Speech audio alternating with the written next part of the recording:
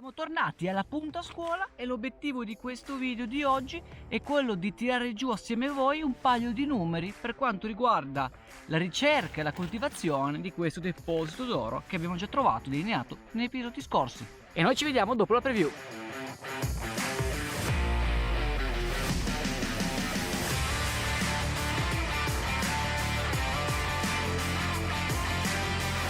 E buongiorno cercatori d'oro!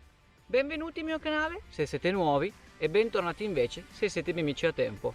Grazie per essere tornati a vedere anche questo mio video. Nell'arco di questo episodio voglio parlare con voi di un paio di numeri che ho stilato nell'arco dei giorni scorsi a seguito della limitazione di questo scavo lungo la punta scuola.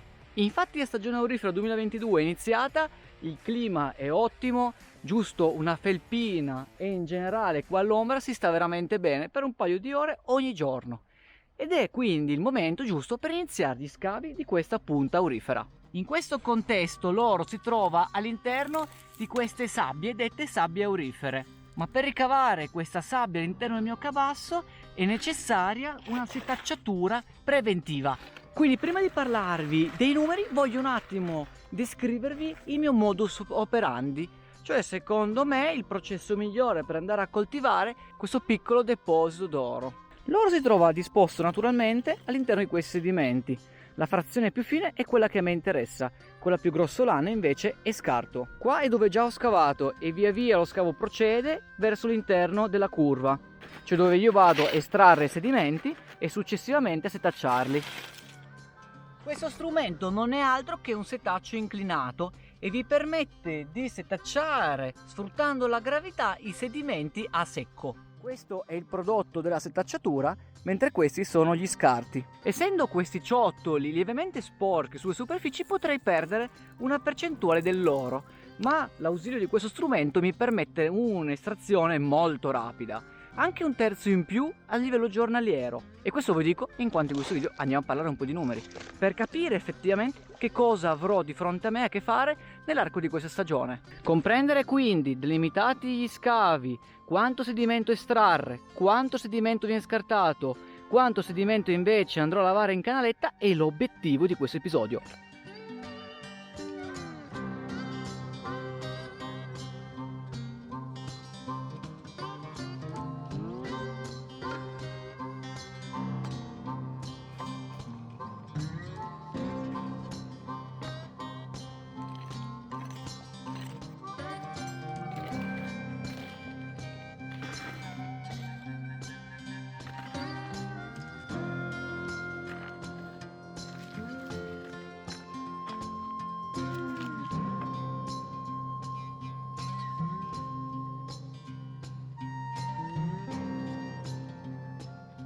Ora che vi ho delineato il processo grazie al quale andrò a separare le pagliuzze d'oro dagli altri sedimenti, in sostanza tramite l'estrazione, la setacciatura e successivamente il lavaggio in canalina, fatemi fare due parole per quanto riguarda i calcoli che ho eseguito. Nell'arco delle prospezioni precedenti sono andato a vagliare e a pesare questi sedimenti.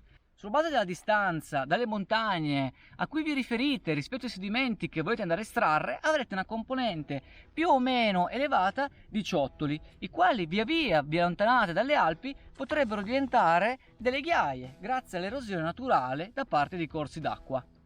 Infatti durante le piene dovete immaginare che queste ghiaie collidono tra di loro e via via nell'arco di migliaia, milioni di anni diventano sostanzialmente grandi come sabbia. Questo è il processo anche grazie al quale trovate l'oro sotto forma di pagliuzze libere all'interno di questo sedimento. Qui la punta scuola siamo in un contesto alluvionale, ci troviamo lungo la pianura padana e abbiamo a che fare con dei ciottoli di media dimensione, per fortuna non più blocchi, quindi siamo abbastanza distanti dalle Alpi. L'oro è talmente fine che ho deciso di utilizzare una rete particolare per quanto riguarda la setacciatura.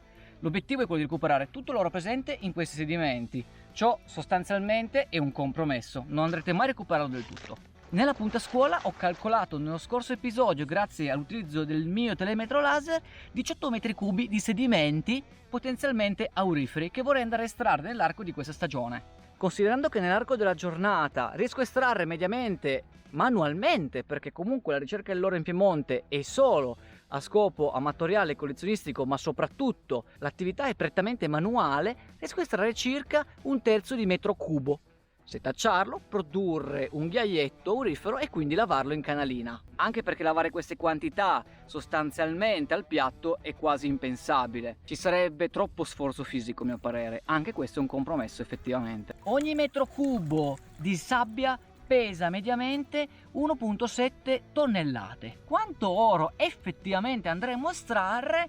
Secondo me, secondo i miei calcoli, dovremmo essere circa mezza oncia, 15 grammi d'oro, equivalenti circa a 800 euro dal punto di vista del mercato grezzo generale. Nel caso in cui invece andassimo a collezionare quest'oro con fini collezionistici, il valore sarebbe differente, potrebbe anche superare i 1000 euro. Quindi, quante giornate di lavoro effettivamente servono per estrarre tutti questi sedimenti? Secondo i miei calcoli, come avete capito, circa muovo 1/3 metro cubo al giorno, sono 18 metri cubi, sono circa 50-60 giorni di ricerca, un paio di ore al giorno. 60 giorni di ricerca per circa 1000 euro. Ne vale la pena? Non ne vale la pena? Ecco, dal punto di vista dei numeri sono questi.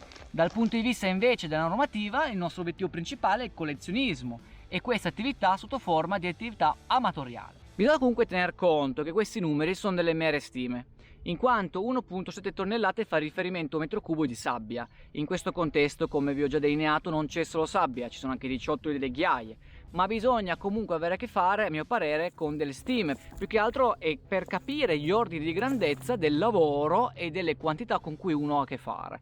Per farvi giusto un'idea, circa 3/4 dei sedimenti con cui verrò a contatto nell'estrazione, circa di 18 metri cubi, si parla quindi dei rimanenti 5 metri cubi, 4 metri cubi, sono il risultato della setacciatura. 3/4 del sedimento estratto sono scarti.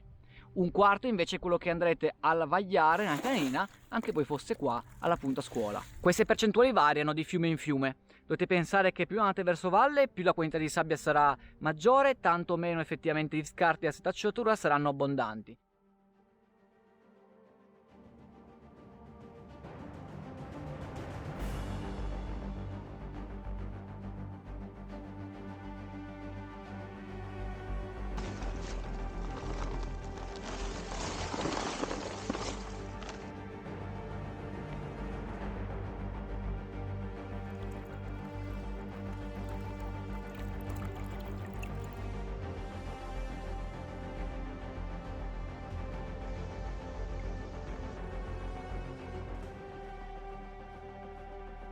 Concludendo quindi questo episodio, questa canalina avrà a che fare probabilmente con circa 4 tonnellate di sedimenti.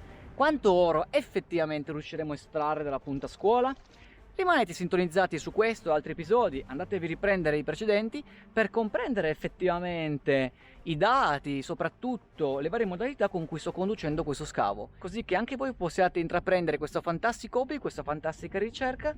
Qui dal Piemonte e da quest'oro presente in questa sabbia è tutto, e noi ci vediamo nell'arco dei prossimi episodi. E mi raccomando di mettere mi piace qua sotto e iscrivervi al canale. Ci vediamo alla prossima, ciao ragazzi!